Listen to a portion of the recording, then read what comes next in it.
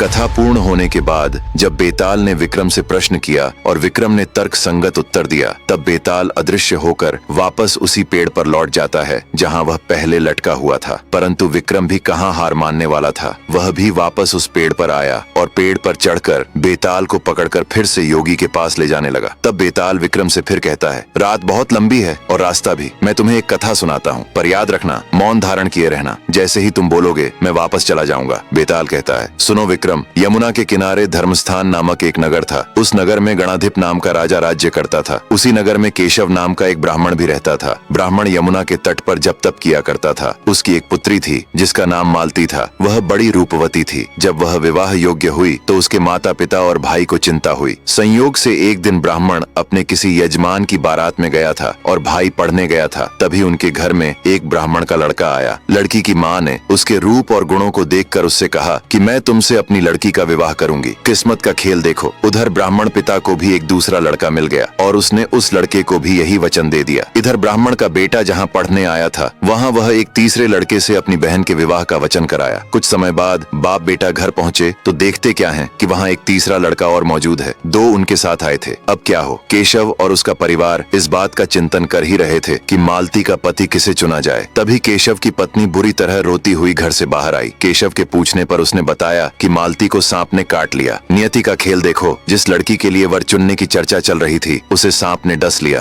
केशव का बेटा और वे तीनों युवक जो मालती से विवाह करने आए थे सब बड़ी भाग दौड़ करने लगे। विष झाड़ने वालों को बुलाया गया, काला जादू करने वालों को भी बुलाया गया, लेकिन कोई परिणाम न निकला। आखिरकार मालती की मृत्यु हो गई। उसका श्मशान में दाह संस्कार कर सभी लोग लौट आए, लेकिन वे तीनों युवक रात भर मालती की चिता के पास ही बैठे रहे। दूसरे दिन एक युवक जिसका नाम बामन था उसने मालती की हड्डियों को चुन लिए और वहां से चला गया। दूसरा युवक त्रिविक्रम मालती की चिता की भस्म को एक गठरी में बांधकर उसी श्मशान में कुटिया बनाकर रहने लगा और भिक्षा मांगकर अपना जीवन निर्वाह करने लगा। तीसरा युवक मधुसूदन योगी का भेष धारण करके नगर नगर घूमने लगा। एक दिन मधुसूदन घूमते घूमते किसी नगर में पहुंचा और एक ब्राह्मण के निमंत्रण पर उसके घर भोजन करने चला गया। मधुसूदन भोजन करने बैठा ही था कि वहां राज्य के सैनिक एक मृत शरीर लेकर आते हैं। उसे देखते ही ब्राह्मण की पत्नी रोने लगती है। मधुसूदन को यह देखकर हैरानी होती है। वह ब्राह्मण से पूछता है। ब्राह्मण रोते हुए कहता है, यह मृत शरीर मेरे इकलौते बेटे का है। ब्राह्मणी का दर्द देखकर ब्राह्मण से रहा न गया और वह अपनी कक्ष में चला गया।